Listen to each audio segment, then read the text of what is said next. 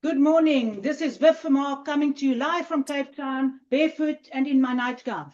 In this series of conversations called Let's Get Real with Viv, I speak to other authentic voices from across the world. And authentic means my definition of authentic.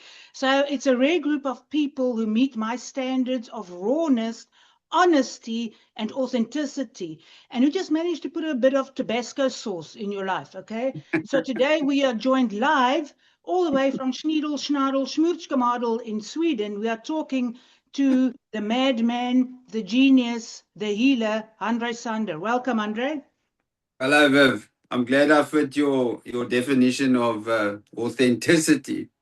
Yes. Look, it's a bold word, but let's say we're using it. And I was just checking on my Facebook when we first met, and it was almost exactly a year ago. It was 6:30 in the morning, right? And I never Correct. take Facebook calls because they're always scammers or something. And here's this name that sort of sounds like I might know the type of person, Andre Sander, 6:30 in the morning. And I said, take this call. And I took the call. And I do think it's a call that enriched and changed my life just a little bit. And you were in Sweden and I was here, and maybe I just needed that voice and that vibe across the wilderness.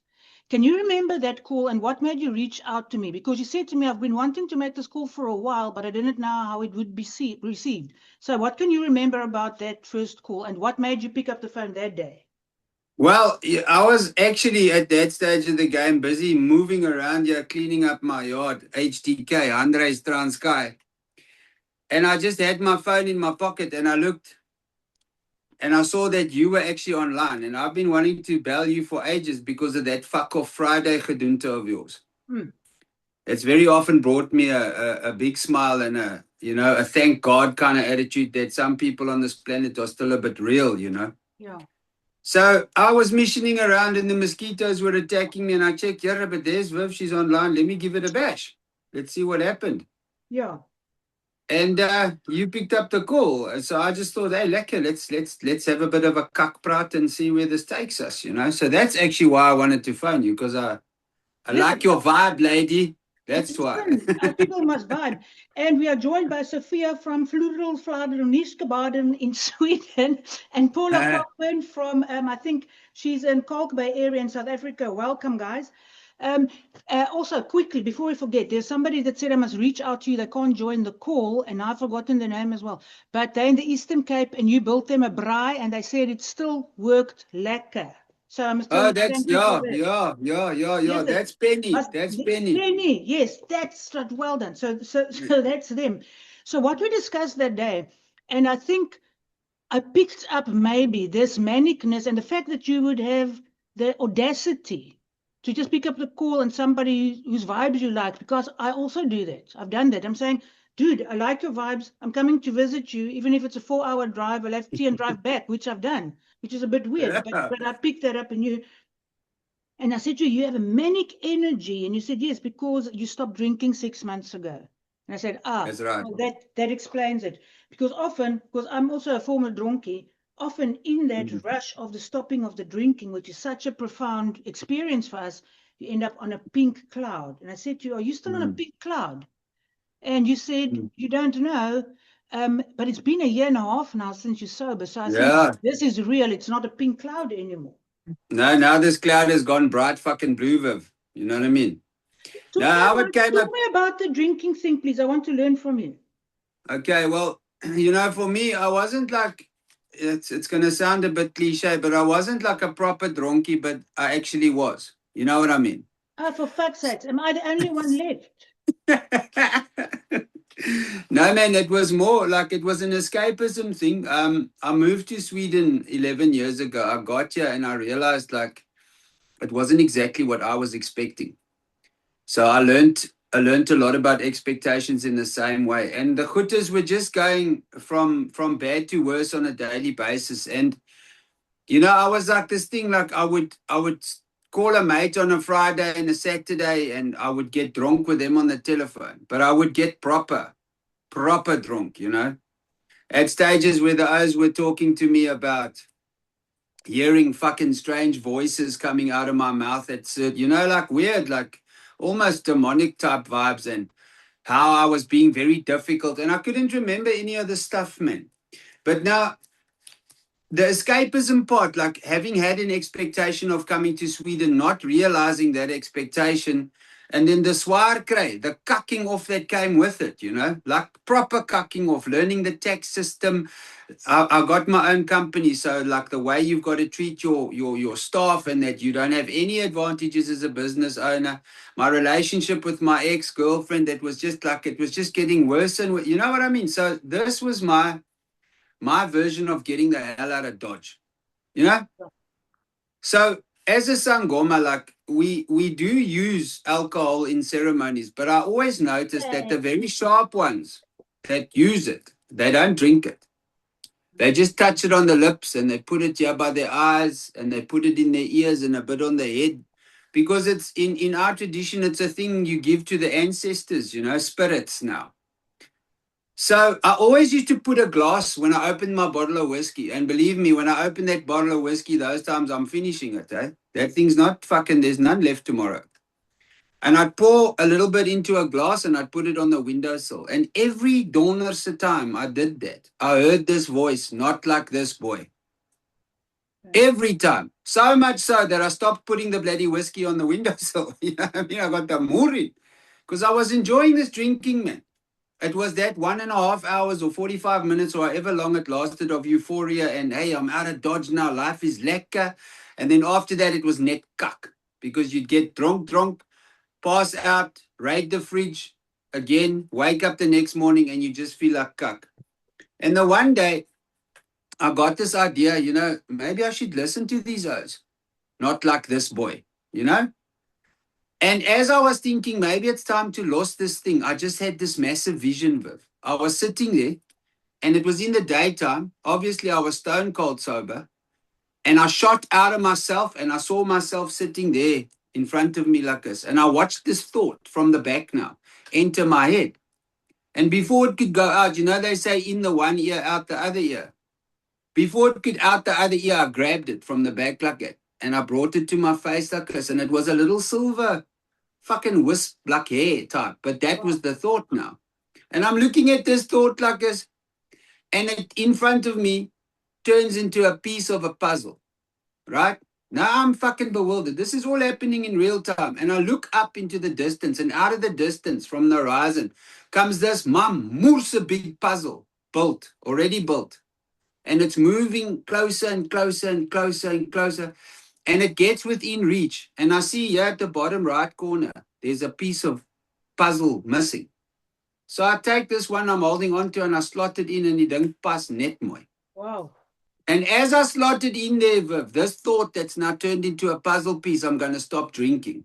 Wow. This puzzle comes alive, Viv, and it starts moving like colors, doing this kind of vibes like. And it's the mooiste fucking painting in die hele donderse wêreld. And I see this thing move back like that, back into the distance. And I thought, right, said Fred, that's it, I'm done. And that was the day I stopped. I had a quarter decanter of whiskey in the kitchen. And I took that decanter and I put it up on the kitchen shelf in full view. So I could walk past that thing every day. Every day. And what I said to that bottle, and I never thirsted, not once. It was over. I look at that bottle and I used to tell it out loud, not today, Satan. Like that. Yeah, so that was the thing. And I'm telling you, I know people hear this a lot, but until you've done it, you're never going to know. The benefits are amazing. Look, I have a completely different experience to you, which I'm going to share quickly. But I have to tell you, the thing I'm drinking now tastes terrible. It's terrible. So what I have some lemon from my own tree, which is cool. And my sister taught me this recipe, lemon with cayenne pepper and some hot water. Yes. Then it gives you a bit of a scoop, but not like vodka. So my story of drunkenness is a bit different to you. And this pink cloud that I hear about and all these benefits, I never had it, swear to fuck. So when I look at people like you, and I used to go to AA, and then you tell your story and then you stop drinking and the benefits. I never had it. I swear to God. The shitness of sobriety, I tell people, sobriety is not for everyone. My life didn't get better at all. and this beautiful pink cloud that you describe, and the puzzle slots, and life is beautiful. I never had it. My life is still shit. I'm just sober. But that's my journey. And, I went to the AA in Germiston, and they ask you to share because the AA has a recipe. My life was terrible because I drank. Then I stopped drinking. Now my life is right. And I was never allowed to share my story. Boy. It didn't work for me that way. But that is my journey. And now I find it very funny and fascinating. So when I first met you, and I thought, 6 months, that's still a pink cloud. Watch this boy fall off this pink cloud. But you He's never. not gonna. But this guy is just taking it up. And I think your connection with the ancestors definitely has something to do with it, because your decision to change was rooted in a very deep principled system that connects you to the universe, which an atheist like myself, and I'm a career cynic, I don't have that. And I'm sure it has something to do with our perspectives on life. So let's talk about your ancestors. And when you leave Transkei now to Snidelsnadel, Urtskapurpskrikstik in Sweden, do you take them with you? Where do they sit on your farm? Right, ancestors are in my blood. I had done various ceremony, from the being called to the acceptance of the calling to the finishing of the final ceremony, the coming home ceremony. When we go and approach our ancestors, we go to where there's water, preferably calm, clear, beautiful water. Right, so there's various different things that I'm not going to start describing here now because it's a a long story. Sure. But your ancestors or your bloodline, they're the people that were here on this planet before you. So in a way, you can say that they're the reason for your existence. Right? So I was also Moorse skeptical about this until these people start visiting me in dreams. Hey, they start coming, they start talking to you, showing you things like, hey, there's this way, there's that way. There's this one ceremony where you have to find your colors. As a Sangoma, we got colors. Now, these are my colors, yeah. These ones. I don't know if you can see that. Yeah, it's like a shiny dark blue and a white and a shiny light blue. Yeah. Got it. Yeah. Those ones. So now I'm sitting in this little hut there by the river. I built it myself. It's out of sticks and stones and daichuta, and I've got those little lacquer mats that the mamas make there. You know those mats that they string together with the grass? Beautiful. Got that on the floor there, and I'm covered in mud, and I've got these white spots all over me, so I look a bit like a leopard. It's like quite a sight to see. But anyway, now I'm there now, next to the river, to ask them, what are my colors and what is my purpose as a Sangoma? What am I doing here? And this is the second ceremony we do. It's called Umlanjeni, the river ceremony. As true as Bob, I get this dream that night. I'm sitting there with a wooden bowl in my hands, and these beads are falling out of the sky, malas everywhere. There's so many of them, and like a glass bead is going to bounce when it hits it, like raindrops on water. They bounce, man. Yes, sis, and I'm catching these beads everywhere like this with this bowl, like, you know what I mean? And I look in the bowl and I see these are my colors. Now, the next morning, my tata comes and he asks you, what have you been dreaming? Then I must tell him the dreams. I tell him I dreamed my colors. Yeah, he's very happy. Then he leaves me there for another full day. And when they feed you, they give you coffee, no milk. There's no fatty foods. You get like boiled vegetables. That's what you're going to eat, And Africans, they like to eat, so at least you get a lot of boiled vegetables now. You know what I mean? No salt, no fat, no fokol. Then you sit there, and I'm sitting in this hut, and I'm singing songs, and the others are like, Skova, keep quiet. I'm just like, yeah, others are like, you mad. Anyway, that night I have another dream about 3 cows. And I tell this dream to the tata the next day, and I see he's a bit bewildered. Anyway, long story short, he takes me with this dream to go see 4 other Sangomas in different places that don't know each other. And he makes me tell them the dream. He doesn't tell them. He makes me tell them. And they all say the same thing. You need to fix your father's road. My dad at this stage has already died. You need to fix your father's road. He's in a shit place. You need to help this man. Now, my dad and I, we were not Chinas, Sure. Not at all. He takes me back. He tells me, now the funny thing is, I was initiated about 7 years before I met him, or 6 years, by another lady called Tobeka, and she died. And she said the same thing. You've got something with your father you need to fix. And he was also already dead then. Now I'm sitting there and I'm saying to Tata Jongesizwe, there's not a hope in hell, pal. Ek haat daai bliksem. I'm not fucking helping him. Yep. He can burn up forever. You know what he says to me, Viv? He says to me, Andre, Oskova, they call me. He says to me, let me tell you a bit about my dad. And he tells me about his dad. He's a hunter and he drinks and what. And I'm refusing. And he says to me, I'm going to say this to you once. If you don't do this, you're going to become just like him. Whoa. And I said to him, where do I sign? Yeah, sure. Thank you for being honest about that. Yo. And these profound, and maybe that's why, look, I don't believe in these things. And yet it happened to me that when I picked up that phone, because that type of mania that I just saw in the little bits that I knew of you can only come from a place of such deep friction that you've either resolved or trying to resolve. And like you say, you can't explain it to other people, but this is very helpful to me. So can you share some of what you fixed with your father, or how, or isn't that relevant here, or you don't want No, I can tell you. So for those of you who are sensitive, I'm just going to apologize now. Ek is jammer, maar ek is ook nie baie jammer nie, because I think this story might just do something for you. So what the dream was about, there were 3 cows in the dream, a black one, a brown one, and a dark brown one. The black one was pulling on a rope that was tied around its horns. That rope was connected to a big brass circle, and that circle, big brass ring, was connected to a tree. The other 2 cows were also connected to that brass ring, but their ropes were loose. They were hanging. So they were standing, one on that side, one on this side, and the black cow was reared up and he was pulling. So he'd made like that rope taut with a brass ring, and it's tied to this moer of a big tree. I think it was an oak tree, maar it was 'n baie mooi boom geweest. And that's how these guys knew, because of the colors of the cows. Now there are ceremonies that we do in the Xhosa tradition. One is called umkapo, it's to chase away. One is called umbuyiso, it's to bring back.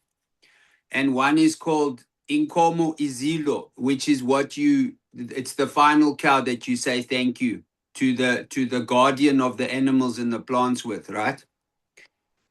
So that chase away cow, the black one, I decided now we're going to do this. I went to go find that cow. We took it.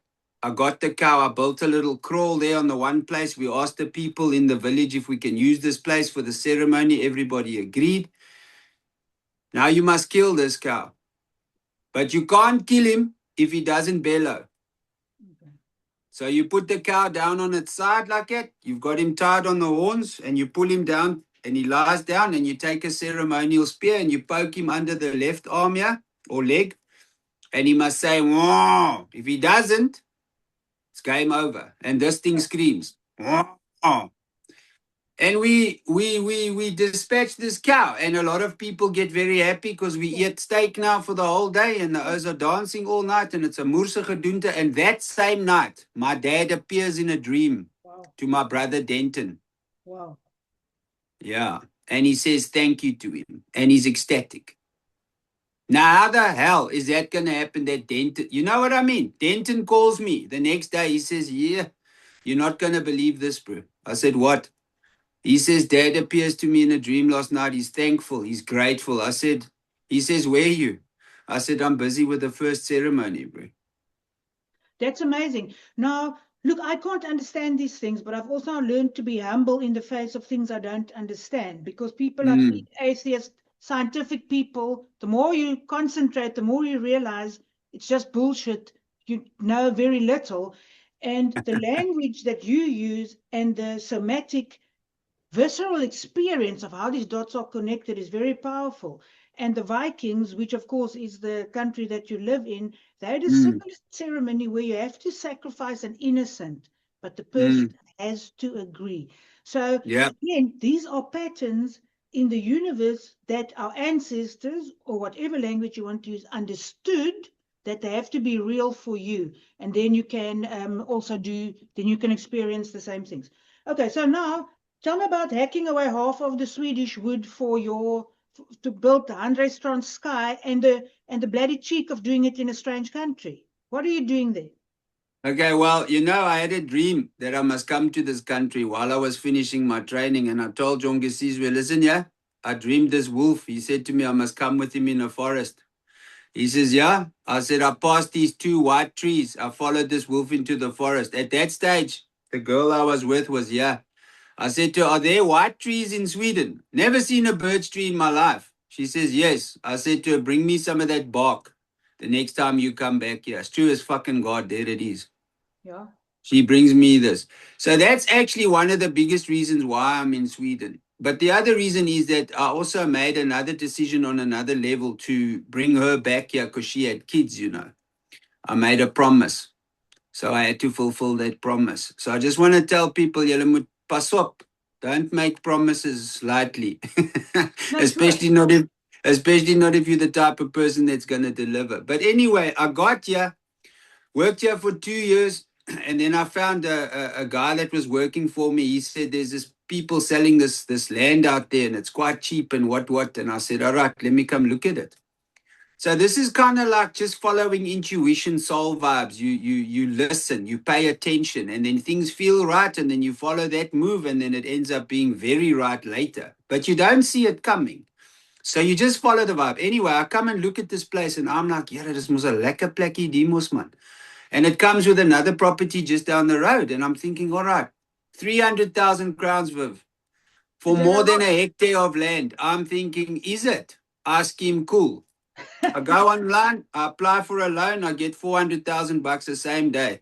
But the payment on that loan is 9 grand a month. I got no 9 grand a month. Anyway, I take the money. I go see the auntie, I buy the land, I get the bank involved, I evaluate it, I get it switched from a dirty loan to a bank loan.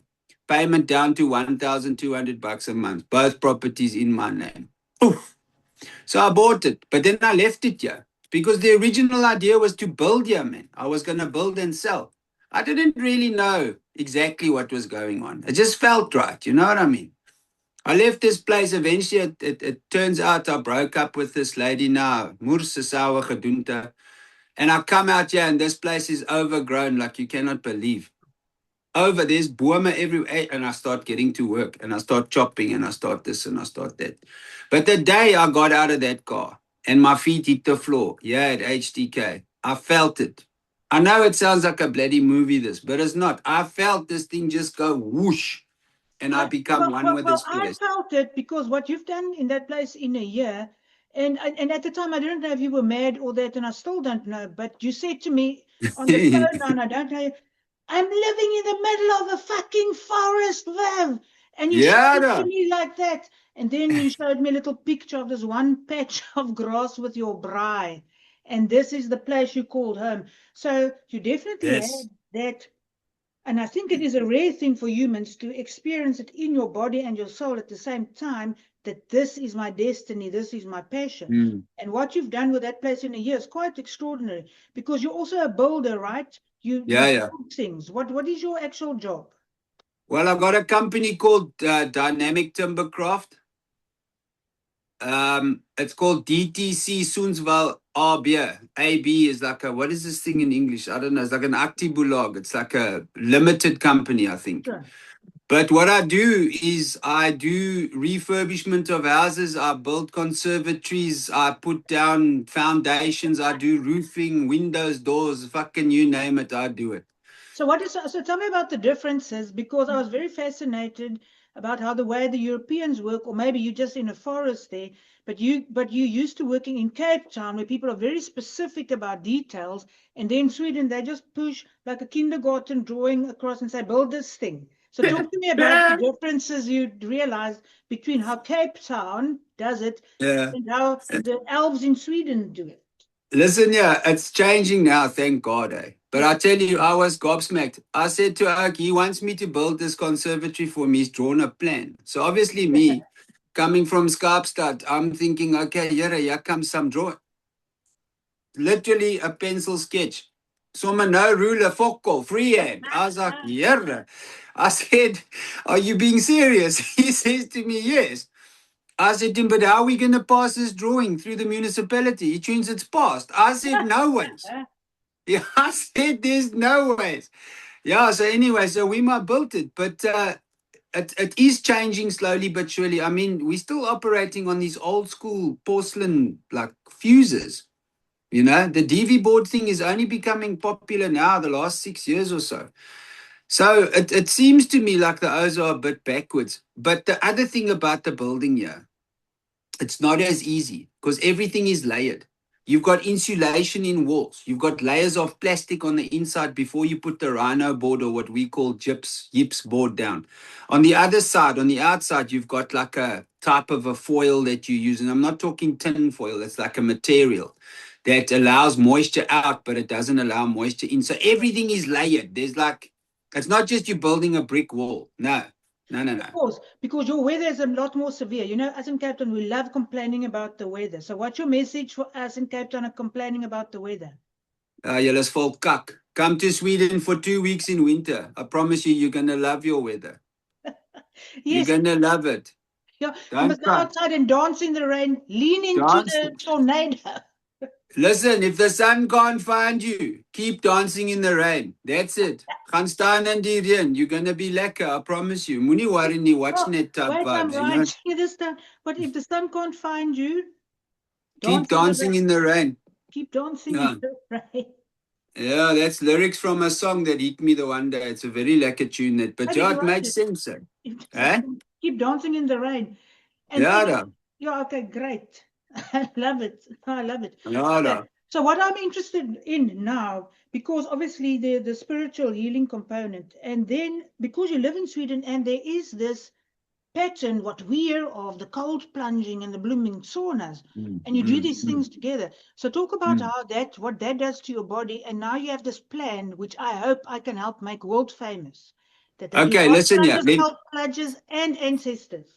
Listen, I'm gonna say something to you now, but let me give you the from the beginning. This actually all happened by mistake.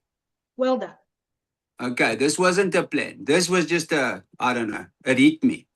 I get to this property, yeah, give it a name, HTK. On this property, there's a little cabin that the ants have eaten half of it. It's Murtu. Now I must rebuild this thing. So I decide, I was broken, okay? I was proper broken. All right. I had every single reason on this planet that you're going to start doping again, drinking again. I had every single reason to start drinking and waste my life away. But I see this broken thing here, this cabin, and inside there's a sauna. But it's Murtu. The floor's fallen in.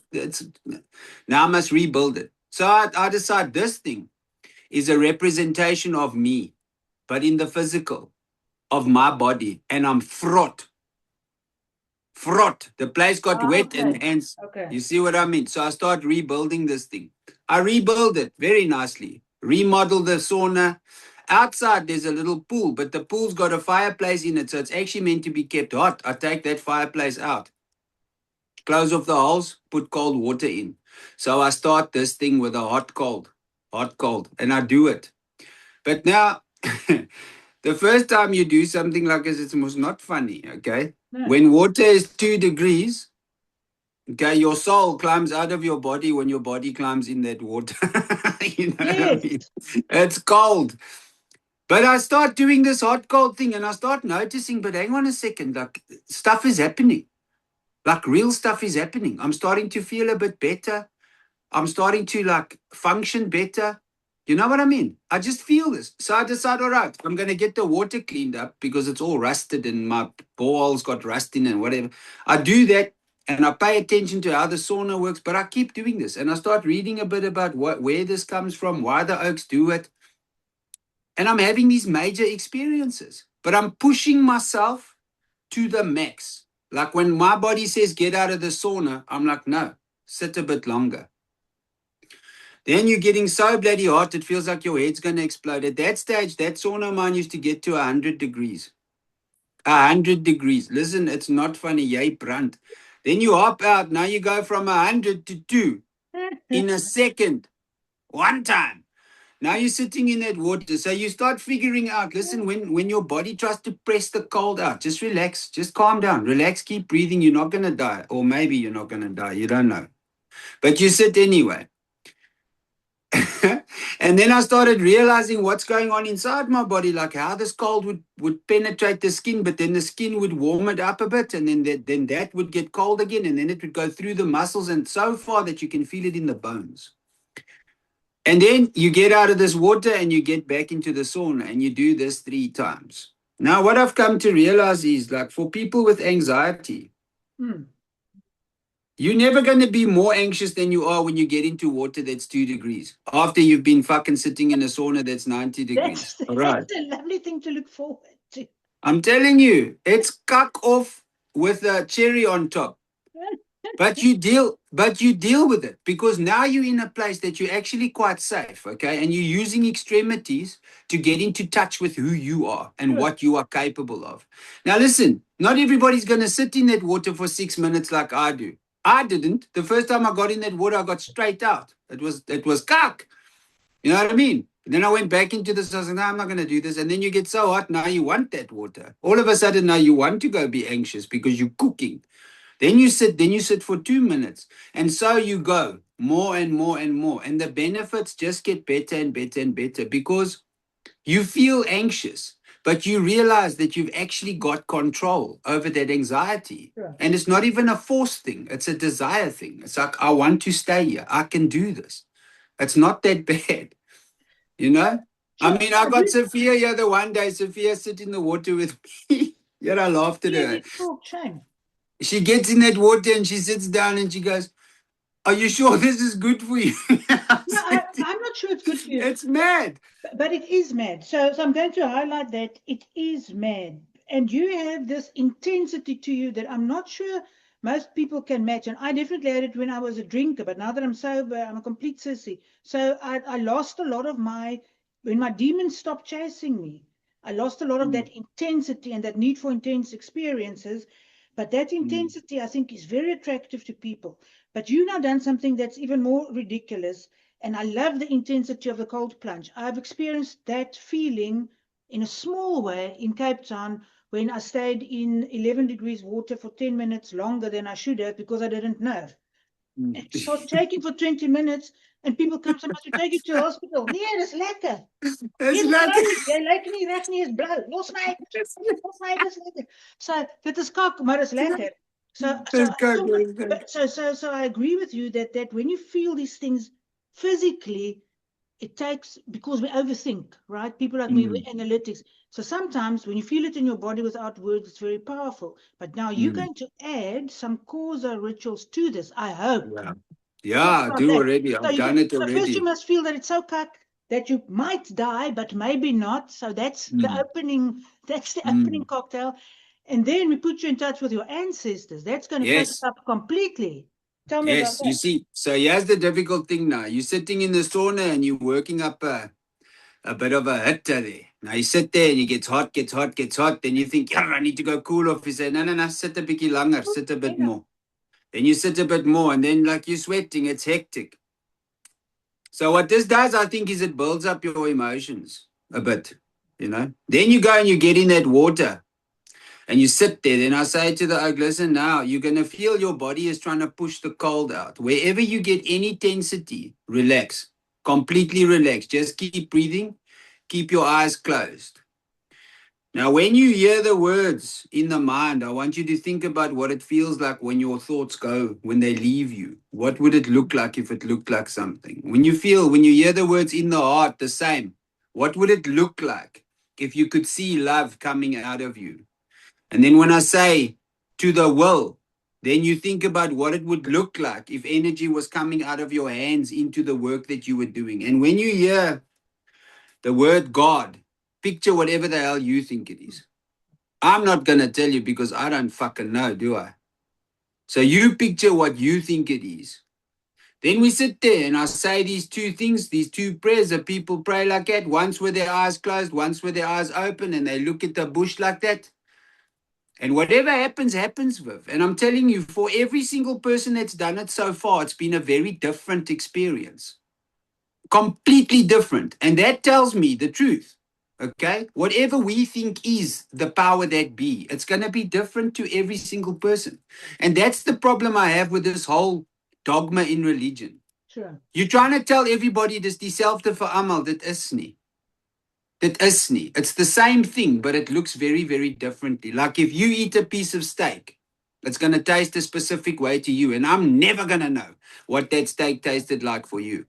But I'm going to know what it tasted like for me. So that's very simple. And then we do that first time, back in the sauna, sit there, get hot again. Second time, do the same rites again, get connected. It's called an activation ceremony. It's designed, or I've discovered that you get activated to the fact that you actually are a part of everything. You're not apart from it. Then the last time, then I'll pull the sangoma out and I'll stand behind the person and they won't be able to see me. And they'll sit in that water and I'll start to sing to my ancestors and I'll call them.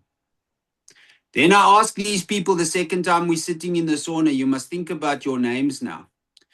Your father's surname, your mother's surname, your father's mother's surname, maiden name, and your mother's mother's maiden name. So you see those questions, although those surnames have all got to do with men, you've got to find out those names from the woman. So yeah, all of a sudden we balance this man-woman thing out now. It's not the men, it's the men and the woman. You see what I'm saying here? You got to think about your father's name, your surname, your pa se van. Then your father's mother's maiden name. So that's her father's name because she becomes, you see what I mean? Her mother's father's name. And the same way, the mother and the mother's maiden name. So you need the woman in life to find out who the bloody men are. Anyway, that's a bit off the point. But then I call the ancestors I get, and then I say to these people, what is your name? And they say out loud those names. So we can call their ancestors. Sure. So, and then the ancestors come. I've heard stories from people that say to me, Andre, when we did that, I had a vision that on this side of me, there were standing 4 people. And they were strong people. And on this side of me, there was 3 people. And in this vision, this is happening in real time while I'm singing these songs and clapping and what. He said, one of them touched me. I said, did you feel it? He says, yes, I felt it physically. So there's some amazing things that's happening. And as I'm walking away from this a little bit bewildered, but with a smile from ear to ear, because Viv, you know what? Sometimes we must just let the mystery stay mysterious, eh? You don't need a fucking answer for everything, eh? But if it's going to make you feel a specific way and you can accept that feeling, you're only going to grow. I do think that the way you're doing it is unusual because you expose people to that intense physical experience, whether it's spiritual or not. And then the cheek of the European way to in any way look down on African religious or spiritual practices because they all attempt at achieving the same thing. But the Western way, we've just sort of moved away from the mystery. I don't know, we fucked it up some way because the way you're describing it and the honesty and the pureness of it makes a lot more sense. And I do think people who are exposed to that, as opposed to the woo-woo, la-di-da-da type of Buddhist type of practice, might get more benefit out of it because the Buddhists aren't as keen as embracing these intense physical experiences. No. Viv, the thing is you got to get the mind to shut the fuck up. That's the thing. We're too busy in the head. Yeah. And how do you get the mind to shut the fuck up? You shock the body. Yes. That's what I discovered totally by accident. That's it. You know what I mean? And from these things, a person starts developing the ability. You have realizations. Like a lot of the times I did this specific thing. You sit there and you're quiet. So it doesn't necessarily have to be spiritual or prayerful or kind of religious. It doesn't have to be that. You know, there's more that I have found personally in silence that any book or anything can teach me. Just by sitting there, paying attention and listening to the quiet. Sure. You know? So I do think, so because I'm a dismotivational speaker, so I'm going to share this thing, and because we have people on the line, I'm going to open it for questions, which is not normal for these things, but I'm going to do that. But just as a dismotivational speaker, because I've moved on from Fuck Off Fridays to dismotivation. So my position in the universe, people like you, I think, are great. And you're also an outlier. That's what I'm saying to people. You must be inspired by people like Andre, but it's very unlikely that you That can you're gonna be. replicate because you can't. Because I think the intensity with which, and you can build a fucking house out of a forest, and you can overcome a terrible love story and replace it with another, and become a horse whisperer, and sustain it. That's unusual, but I think you can help a lot of people. So people, but for me, again, the lesson I must learn as an intellectual. You have to feel. We live our life through feeling. And that thing that I experienced and that changed my whole day afterwards, to feel that cold, because the cold pushes the thoughts out, is very intense. Now, I can't, Jiu-Jitsu did that for me because it's an intense combative situation, which is meditative, because if you don't concentrate, they'll break your fucking leg. But now I don't have that anymore. So now I will have to go and dance in the rain. Now I do have to do the cold plunges, but that's a very important lesson for me to get the mind to shut the fuck up. You have to shock the body. So that's a big takeout for us. And I don't think there's a more spiritual way to do that than anyone else. So Paula, Samsung SM8256, Ian, Sophia, I'm going to open it up for questions for 10 minutes. Please join in or not, or ask questions in the chat box. But we do have the medicine from the madman here. Can give you your own specific medicine. And I know Paula is also not a beginner when it comes to healing other people, because she has an interesting way of being in the world. So I don't know if people were expecting to ask questions or not. So it is a strange request. Normally they just sit and listen. Okay, I will not need for and that's why they're but that's all right. That's why they're not on camera either.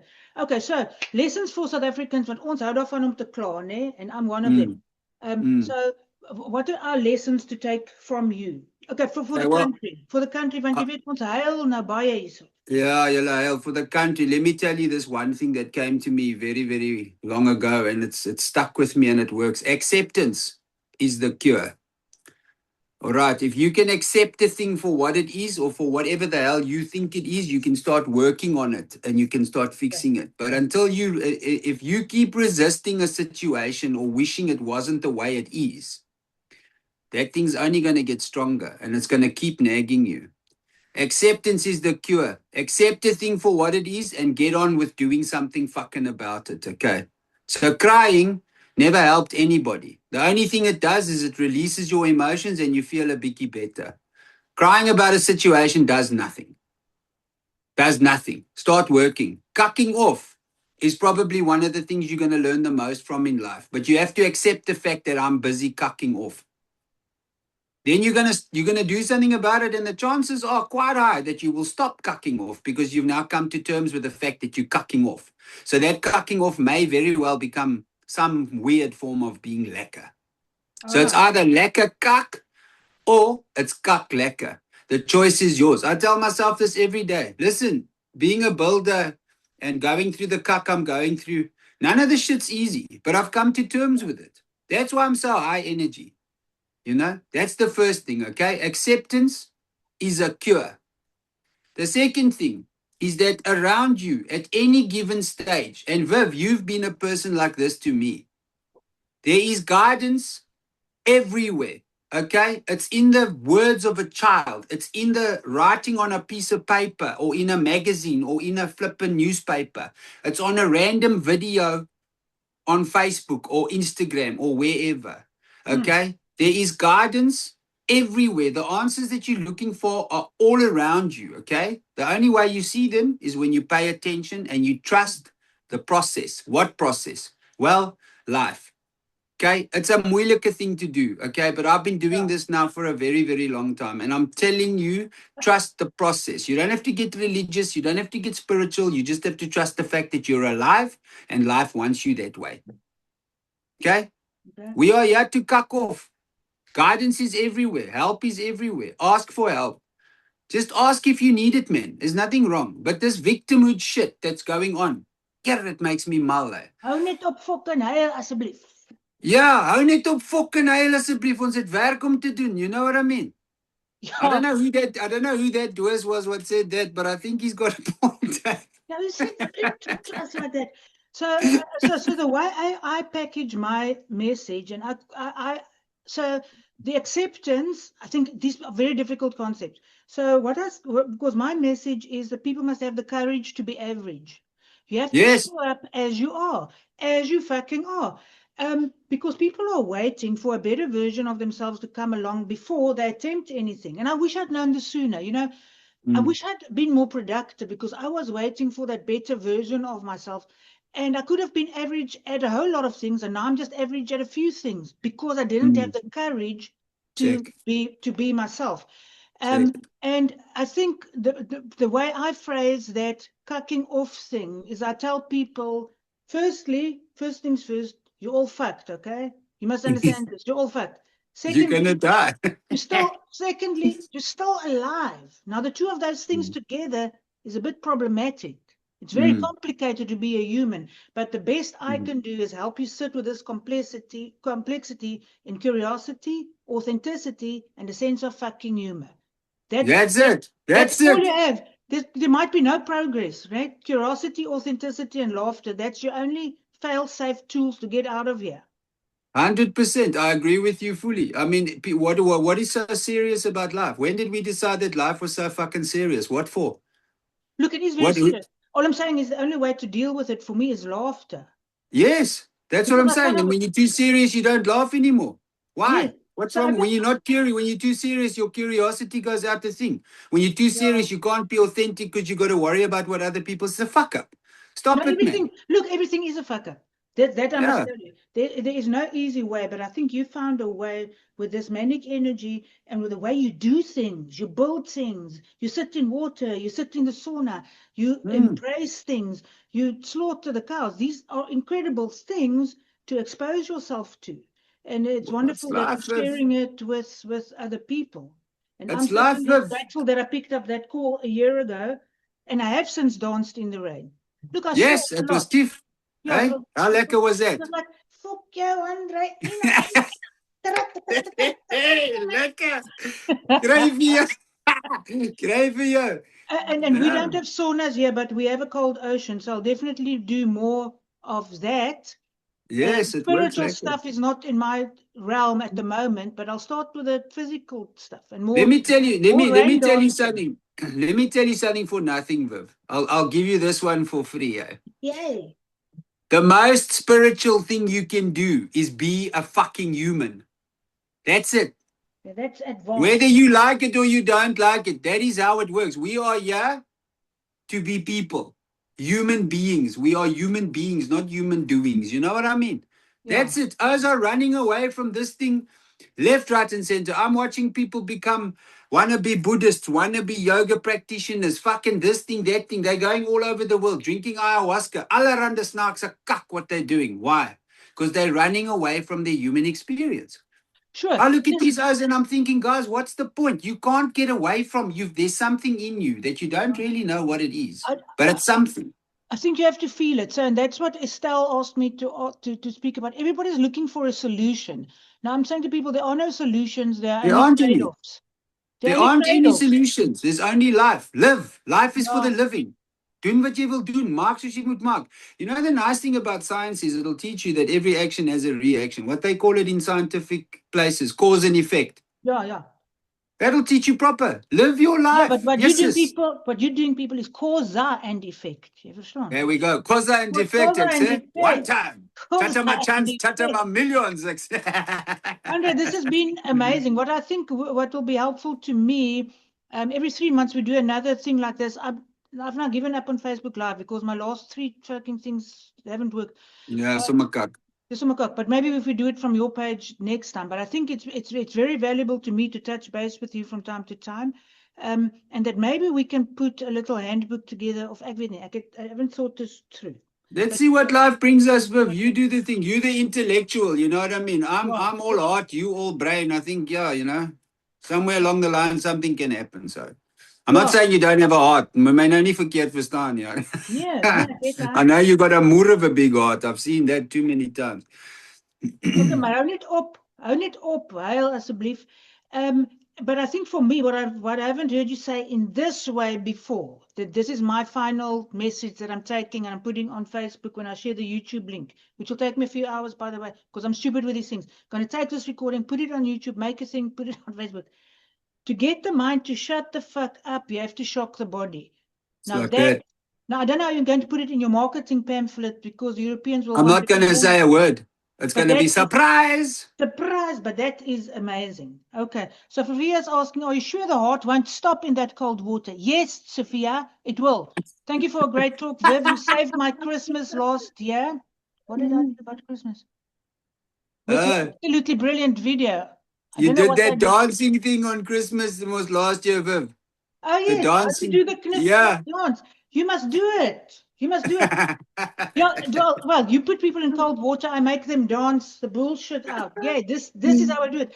And Sophia, also, we can do it on Zoom maybe for all your ladies. I do rude walking classes. Did you know that when you fart while you walk, it's very good for you?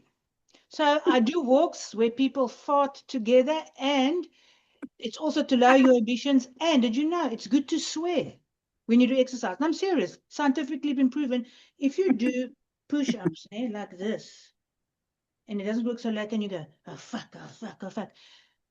The swearing lowers your inhibitions and it increases your motivation, because the lowering of the inhibition in your brain to do something that's a bit naughty takes away inhibitions in your body. So you're going to make them hot and cold, and I'm going to make them swear and fart. How's that? I say, hot and cold, swear and fart. We can do a combo. Thank you very much. I'm also a cow food here, check. Same. Okay, wait. Listen, let us high five. Wait, you have to screen grab this shit now. Let me see if I can do it. Look, I'm getting that cramp just from trying to take the picture. Wait. Shit. Yeah, you got it. I have a cramp. My hip replacement. Okay, but that you said, now that's exactly what we need. So I'm just saving this image. Fuck me. Sorry. This was a great, that's at least a hot and cold thing. Then I can stop this recording. These poor people can go to church because it's church time here. It's time to church, yeah. We must go to church. We must do my darlings and my sweetheart. And Sophia, I know you're a big part of the story. Thanks for tuning in. En nou weet ek nie hoe om hierdie ding te eindig nie. Jy verstaan, daar's altyd 'n fok op, nee. Okay, so people who are in, you always try and be professional and it doesn't work. Okay, here Look for red somewhere. Red. Thank you, from across the country. It is deep water diving, hot, cold, ancestors, farting, swearing, and that is the way into the future.